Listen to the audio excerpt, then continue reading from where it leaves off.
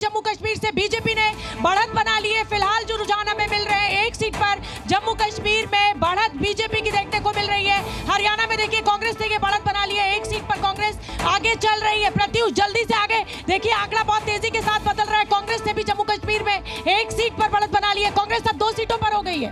प्रत्युष देखिए धीरे धीरे आपके सामने स्क्रीन पर अब ये रुझान भी रिफ्लेक्ट होने लगे हैं। जम्मू कश्मीर में 90 सीटें में जो 2 रुझान आए हैं, 2 रुझानों में जम्मू कश्मीर में बीजेपी आगे बढ़ती नजर आ रही है। लेकिन अब ये देखिए तुरंत में टैली बदल रहा है। देखिए हरियाणा में एक सीट पर बीजेपी ने बढ़त बना ली है, 2 पर कांग्रेस। प्रत्युष शोभना बताएं। बिल्कुल, और देखिए एक सीट पर जम्मू कश्मीर में बीजेपी, एक सीट पर कांग्रेस। हरियाणा में एक सीट पर बीजेपी और 2 सीट पर कांग्रेस। अभी तो हरियाणा में आगे बढ़ती हुई कांग्रेस दिखाई दे रही है, लेकिन अभी ये सिर्फ 3 सीटों के रुझान है। प्रत्युष कुल मिलाकर अब ये देखिए हरियाणा में टैली बहुत ही तेजी के साथ यहां पर बदलती नजर आ रही है।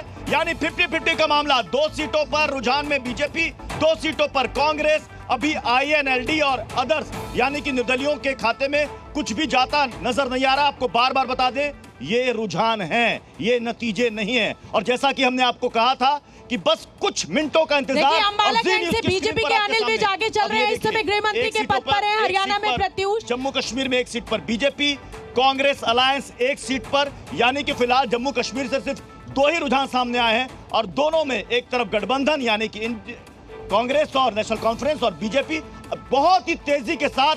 हरियाणा के रुझानों को अगर आप देखेंगे तो 5 सीटों पर बीजेपी आगे, कांग्रेस फिलहाल 2 सीटों पर आगे बढ़ती हुई नजर आ रही है। बिल्कुल, और देखिए ये जो शुरुआती रुझान हमें मिल रहे हैं जम्मू कश्मीर के बहुत अहम हो जाते हैं। कांग्रेस 2 सीटों के साथ फिलहाल तो आगे दिखा रही है। टोटल 3 सीटों का रुझान आया है, लेकिन सवाल ये है कि ये 2 सीटें कांग्रेस की हैं या फिर ये नेशनल कॉन्फ्रेंस की है। लेकिन हरियाणा से 5 सीटों का रुझान आ गया। प्रत्युष बिल्कुल 8 सीटों का।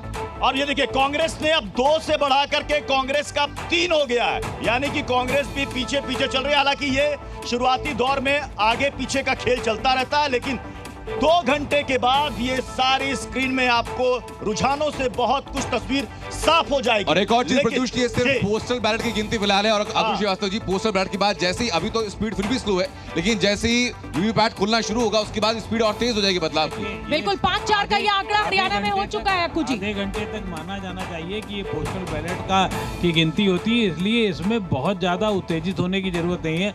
असली उत्तेजना आधे घंटे बाद आएगी जब एक्चुअल बैलेट खोलना शुरू होंगे और तब इसलिए की खुलासा हो सकेगा।